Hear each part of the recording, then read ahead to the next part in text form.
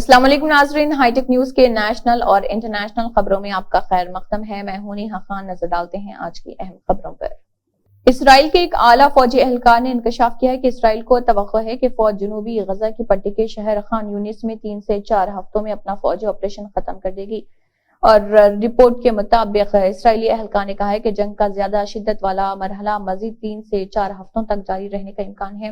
Report کے مطابق ایک سینئر اسرائیلی اہلکار نے کہا ہے کہ فوج نے غزہ کی پٹی کے شمالی حصے میں اہم پیش رفت کی ہے، لیکن جنوبی پٹی میں خان یونس میں آپریشن، جہاں اسرائیل کا خیال ہے کہ حماس کی کمانڈ سینٹر قیادت قائم ہے، اس میں آپریشن ابھی بھی شروع ہوا ہے۔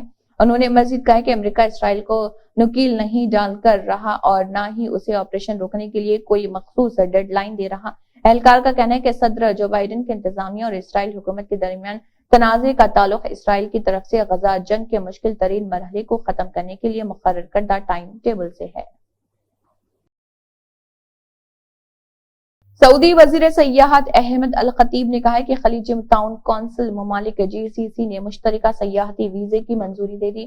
اس سلسلے میں جاری خبر کے مطابق احمد الخطیب نے کہا ہے کہ مشترکہ سیاحتی ویزے سے عالمی سطح پر منفرد ٹورسٹ فرنٹ کی حیثیت سے خلیجی ممالک کی پوزیشن مضبوط ہوگی۔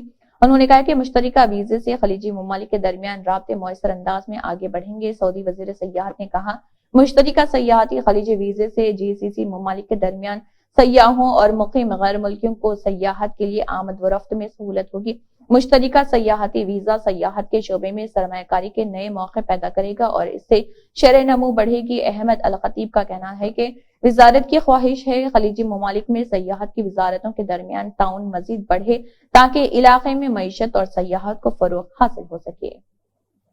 مرکز نے بڑھتی ہوئی مقامی قیمتوں کو روکنے کے لیے پیاز کی برآمد پر 31 مارچ 2024 تک پابندی عائد کر دی ہے۔ جمعرات کو دیر گئے ایک directorate general of foreign trade کے حکم میں کہا گیا تھا کہ پیاز کی برآمد کی پالیسی میں 31 مارچ 2024 تک ترمیم کر کے ممنوع کر دی گئی ہے۔ اس سے قبل 19 اگست کو مرکزی حکومت نے پیاز کی برآمد پر 31 دسمبر تک 40% ڈیوٹی عائد کی تھی تاکہ بڑھتی ہوئی قیمتوں کے درمیان گھریلو دستیابی میں اضافہ ہو اور مقامی صارفین کو راحت فراہم کی جا سکے۔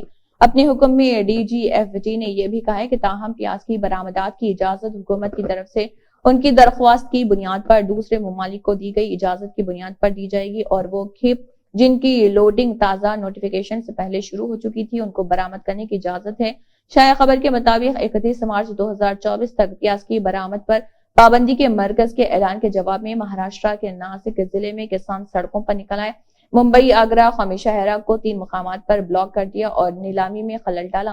کسانوں نے لساگاؤں، ایشیا کی سب سے بڑی ہول سیل پیاز مارکیٹ، چندواڑ، نانند گاؤں اور ڈنڈوری، یولا، امرانے اور ناسک کے دیگر مقامات پر بھی نیلامی روک دی۔ بنگلہ دیش fire service and civil defence کی تاریخ میں پہلی بار 15 خواتین کو فائر فائٹر کے طور پر منتخب کیا گیا۔ مقامی میڈیا نے یہ اطلاع دی۔ ڈھاکہ ٹریبیون کے مطابق بنگلہ دیش کے وزیر داخلہ اسد الزما خان کمال نے ڈھاکہ میں ایک تقریب میں نئی تعینات ہونے والی خاتون فائر فائٹرز کا خیر مقدم کیا۔ ان 15 خواتین کو 2707 درخواست دہندگان میں سے ابتدائی screening, physical fitness, medical test, تحریری ٹیسٹ اور زبانی امتحان کے ذریعے فائر فائٹرز کے طور پر منتخب کیا گیا۔ واضح ہے کہ انہوں نے گزشتہ مہینے ڈھاکہ کے مضافات میں پرباچل میں قائم فورس میں باضابطہ طور پر شمولیت اختیار کی تھی۔ اس سے پہلے خواتین FSCD میں بطور آفیسر کام کرتی تھیں، لیکن فائر فائٹر کے عہدے پر کسی بھی خاتون کو تعینات نہیں کیا گیا۔ صنفی امتیاز کو ختم کرنے کے لیے وزیر اعظم شیخ حسینہ کے حکم کے مطابق حال ہی میں ملک میں فائر مین کے عہدے کو فائر فائٹر میں تبدیل کر دیا گیا۔ امریکی ٹیکنالوجی کمپنی ایپل آئندہ 2 سے 3 سالوں میں ہندوستان میں 5 کروڑ آئی فون تیار کرنے کا منصوبہ بنایا ہے۔ یہ اس کی سالانہ مینوفیکچرنگ کا 25% ہوگا، یعنی دنیا میں استعمال ہونے والے 1/4 آئی فون ہندوستان میں تیار ہوں گے۔ یہ اطلاع امریکی اخبار دی وال اسٹریٹ جرنل کی ایک رپورٹ میں دی گئی ہے۔ رپورٹ کے مطابق فی الحال ایپل سالانہ 20 کروڑ آئی فون تیار کرتا ہے، جس میں سے بیشتر چین میں تیار ہوتے ہیں۔ گزشتہ کچھ سالوں سے یہ تصویر تبدیل ہو رہی ہے اور اب ہندوستان میں بھی اس مینوفیکچرنگ میں حصہ بڑھنے لگا ہے۔ فی الحال ہندوستان میں 5% مینوفیکچرنگ ہو رہی اور ایپل ہندوستان میں لگاتار اپنی صلاحیت میں اضافہ کر رہی۔ ایپل کے لیے مینوفیکچرنگ کرنے والی تائیوانی کمپنیاں فاکسکون اور پیگاٹران ہندوستان میں آئی فون تیار کرتی ہیں۔ یہ کمپنیاں بنگلور اور چنئی میں اپنے پلانٹ تیار کر رہی۔ اب ٹاٹا گروپ نے بھی اس میں قدم بڑھانا شروع کیا ہے۔ دراصل ٹاٹا گروپ نے حال ہی میں ایک دیگر تائیوانی کمپنی ویسٹران کے بنگلور میں واقع آئی فون پلانٹ کو حاصل کر لیا۔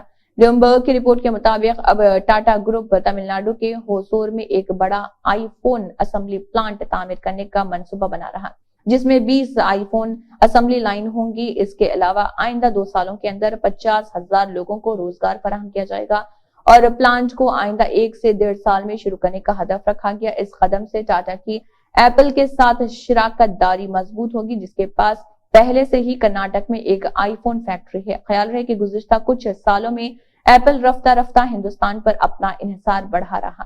بلومبرگ کی رپورٹ کے مطابق گزشتہ مالی سال کے دوران کمپنی نے ہندوستان میں $7 ارب سے زیادہ کے آئی فون اسمبل کیے تھے، جو ڈیوائس تخلیق کاری کا تقریباً 7% تھا۔ وہیں رواں سال عالمی فروخت کے پہلے دن ہندوستان میں تیار کردہ آئی فون بھی پیش کیے گئے۔ نیشنل کانفرنس کے نائب صدر اور سابق وزیر اعلیٰ عمر عبداللہ کا کہنا ہے کہ ہم بھی دفعہ 370 کے بارے میں عدالت عظمیٰ کے 11 دسمبر کو فیصلہ سنانے کے انتظار میں ہیں۔ ان کا ساتھ ہی کہنا تھا کہ اس فیصلے کے بارے میں کسی کو کچھ معلوم نہیں۔ انہوں نے کہا کہ بی جے پی کو یہ بات یاد رکھنی چاہیے کہ وہ ہمیشہ اقتدار میں نہیں رہ سکتی۔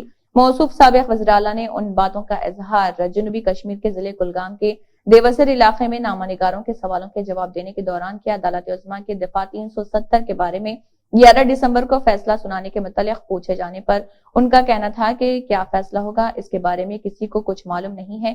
ہم یہ امید اور دعا کرتے ہیں کہ وہ فیصلہ ہمارے حق میں ہو۔ انہوں نے کہا کہ ہم اس فیصلے کے انتظار میں ہیں۔ کوئی یہ دعویٰ نہیں کر سکتا کہ وہ فیصلے کے بارے میں کچھ جانتا ہے۔